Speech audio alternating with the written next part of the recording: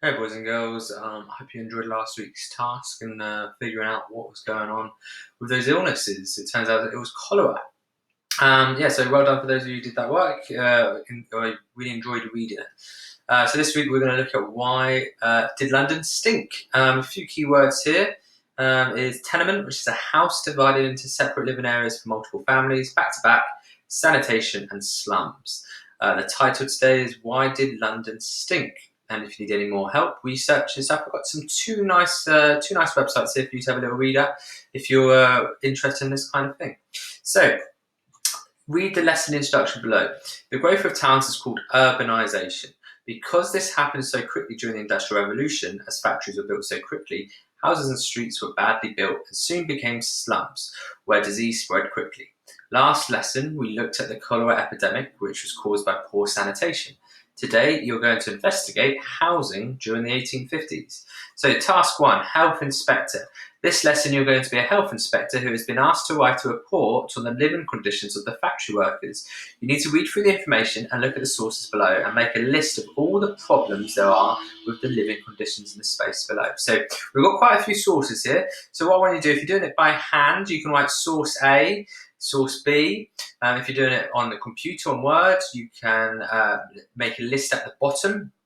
Or if you printed this sheet out, you could just annotate, go round the source, okay? And just tell me, what does the source tell us about the problems there are with living conditions, okay? So for example, this one, source A, it says, source A, tenement building in Glasgow, the gutter running through the centre of the picture carried raw sewage to a drain. A doctor's report of the government on the state of the street in Scotland stated there is a huge dung hill. The owner sells it. He gets more money for the older dung. The pile smells so badly that people nearby have to keep their food covered because it tastes of dunghill. So dunghill's like poo, isn't it? Dung. So I'll read that and I'll make a little annotation and say why this is bad. Or I'll put a little space at the bottom underneath all these sources about problems with living conditions. What I like you to do is just find one thing in each source and write it down here. Problems with living conditions. One problem per source. That would be fantastic. Then what you've got to do is write your report using the specific information that you've just looked at in the sources. And what I've got is some sentence starters for you. Name of inspector, and then you put your name. And then you write down, I recently investigated the living conditions, blah, blah, blah, blah, blah. And you you continue those sentences on. You don't have to use the sentence starters if you don't want to. You can write your own report. But remember, I'd like some specific information that you've learned from the sources, okay? You're not just making it up off the top of your head. Finally, an extension or a hot task for those of you who enjoy doing these and finding it interesting.